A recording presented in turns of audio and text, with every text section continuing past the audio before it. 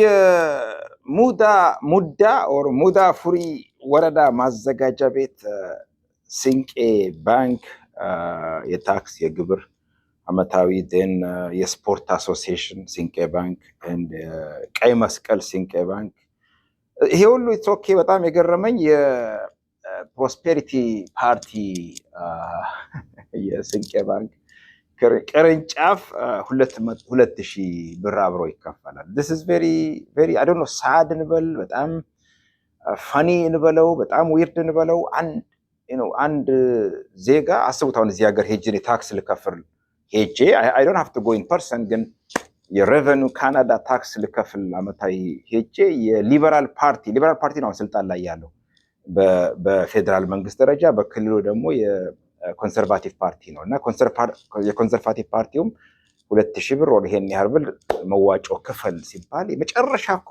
እንትን ሼም የሚባል ነገር ጠፋ እንዴ ጎበዝ።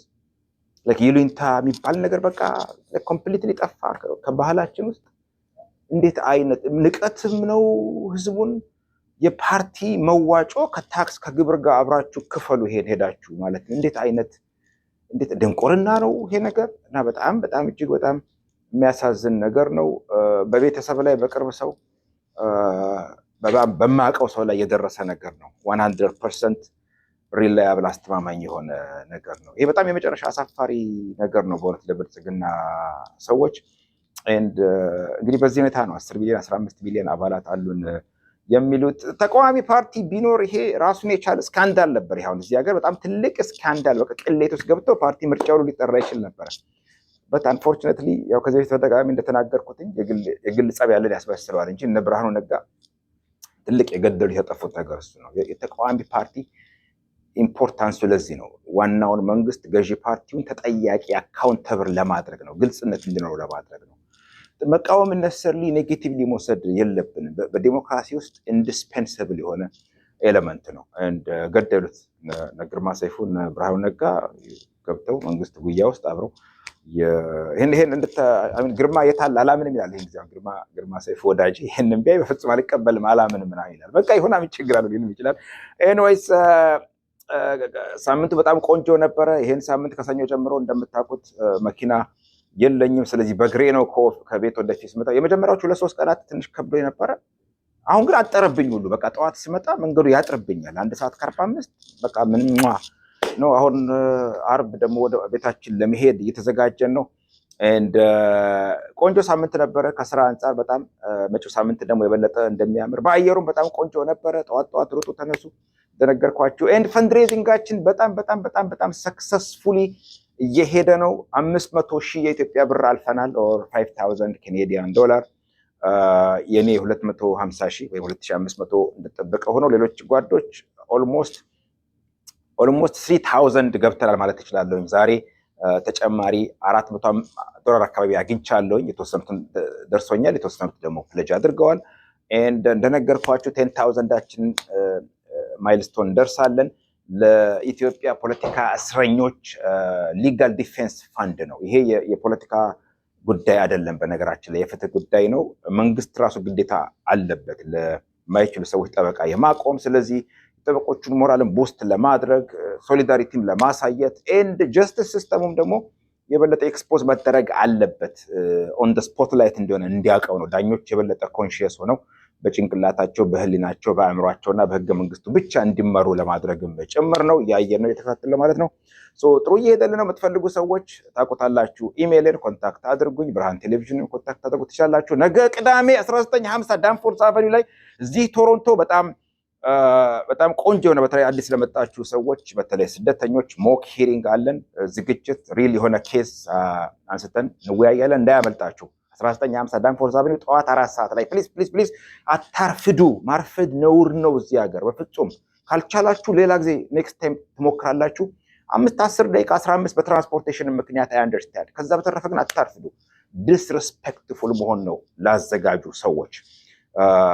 ጠዋት 4 ሰዓት በኢትዮጵያ እንደሚባለው 10 ሰዓት ላይ እንገናኛለን። በመጪው ሳምንት ማርች 22 ፊልማችን ቃላት ይታያል 918 ባትረስት ስትሪት ላይ። ዛሬ ማታ ጀምሮ በዞቹ ባር ውስጥ አይኖ ጾም ነው ለብዙዎቻችሁ፣ ግን ጾም ላልሆነላችሁ ሰዎች ማታ ከዚህ ከላቪጋን ጀምሮ ዋዜማ የሙዚቃ ዝግጅት አላቸው። እነ ገነነ ኃይሌ፣ ሰላማዊት አብርሃ፣ ዳግም ኪቦርዲስት አለች፣ እነ ቶፋ ዛሬ የሚጫወት አይመስለኝም። አክቹዋሊ ቅዳሜና እሑድ ነው። መቤት ረጋሲ፣ ተመስገን ገብረ እግዚአብሔር፣ አብነት ግርማም ከተማችን ገብቷል። እዚህ ነው ያለው። ዳንፎርዝ ላይ የምትገናኙ ሰዎች ትገናኛላችሁ፣ እንገናኛለን። ኤንድ አሁን ወደ ወካችን ልንሄድ ነው። እስቲ ፖዝ አድርገው። ሌላ የረሳሁት ነገር አለ? እንዴ ዋናውን ነገር መግቢያ አደርገዋለሁ ብዬ ነበር። አክቹዋሊ ማርቆስ ካርኒ ማርቆስ ነው ግን ያ ተመርጧል። የካናዳ ጠቅላይ ሚኒስትር ሆኖ ተሾሟል። ትሩዶን ተክቶ ዛሬ ካቢኔውን መስርቷል።